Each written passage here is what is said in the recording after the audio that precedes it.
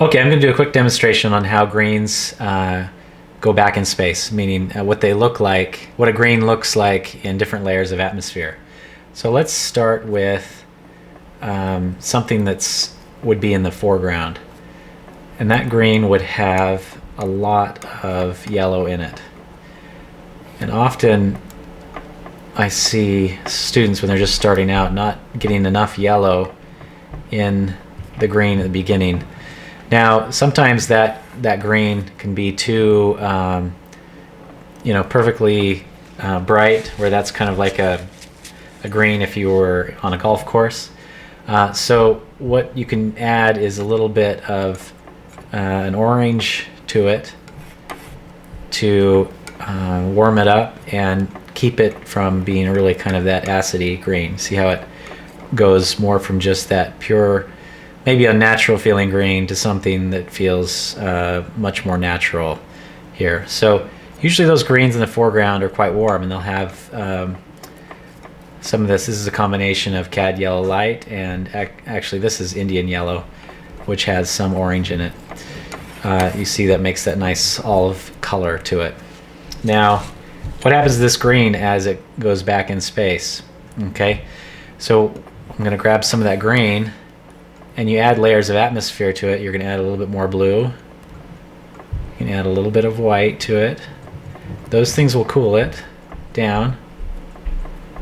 And what I start to add is a little bit of this, a cooler red, which this one is alizarin. And that'll take that warmer green and cool it down just a little bit.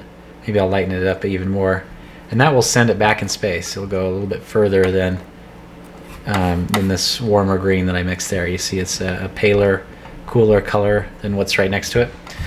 Okay, and then say you go back another mile or so. I'd be continuing to add more blue, a little more white. So these are just rough ideas here. There will be, but this is generally what I do when I'm mixing greens. And then you add a little bit more of that red to it. So what's happening with this mixture is it's becoming grayer and cooler. So now you can see, the difference between that color, and that one.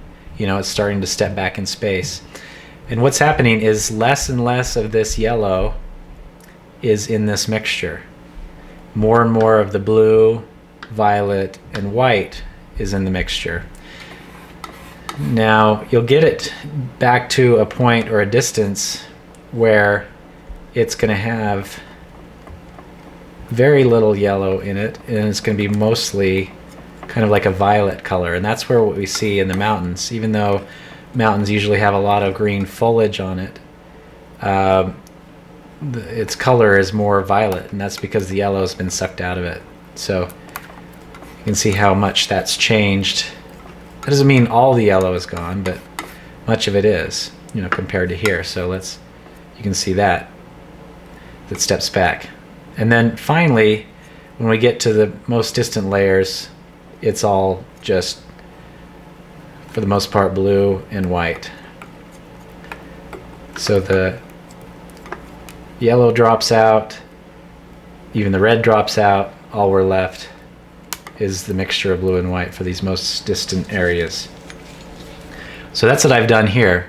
You can see there's a lot more yellow down here, and that yellow starts to give way to more of these reds, and the reds turn into violets, violets into blues. Same thing with the greens here. We get these greens that have a lot of yellow in them, and then a little bit more blue and violet, blue violet back here. This is pure blue violet, no green is really left into it. And then you get this most distant layer back here is just the blue.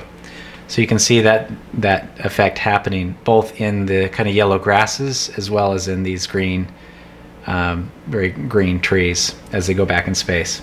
So that's the way I think about atmosphere as it goes back into the distance.